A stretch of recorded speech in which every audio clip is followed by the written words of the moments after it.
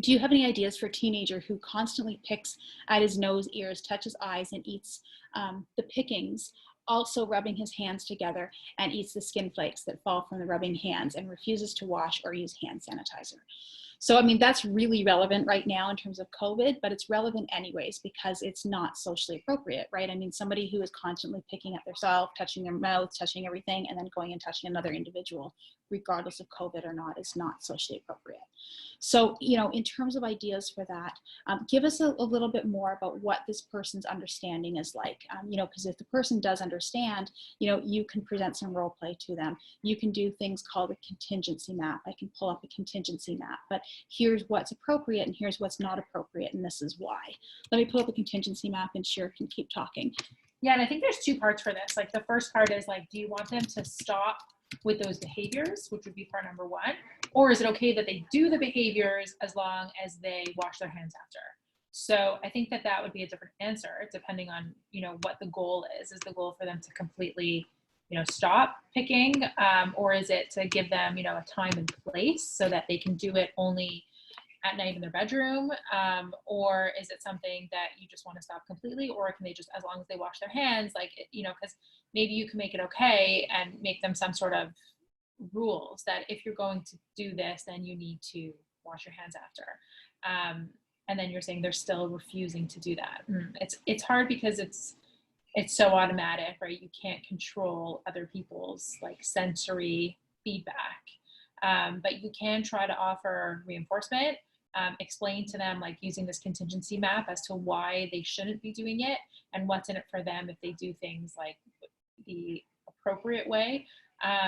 Do they care about what other people think of them? Do they what motivates them? And I think that that's going to be important in showing them why shouldn't they do what they're doing.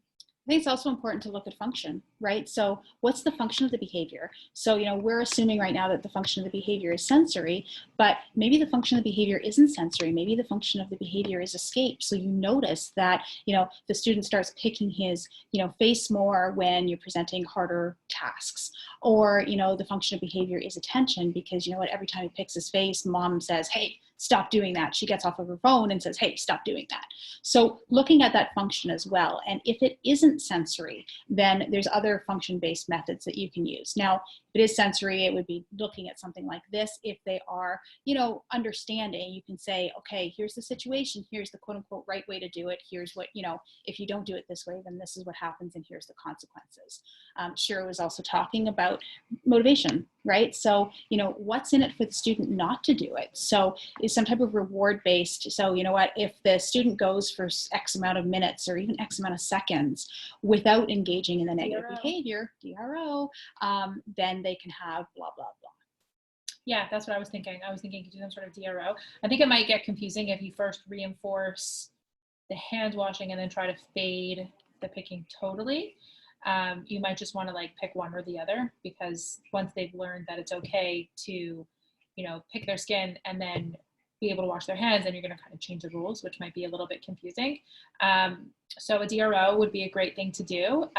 Or what if you're just trying to get them to wash their hands or sanitize, what if you would set a timer for like a random amount of time, like maybe every 2 or 3 minutes, a timer beeps, and it's just like non-contingently, here's some hand sanitizer, and then there's reinforcement for that. You may or may not get at every single time that they've done it, but maybe you can shape that so that eventually those beeps or the timers beeping, or they're able to come under more control over when they're actually picking.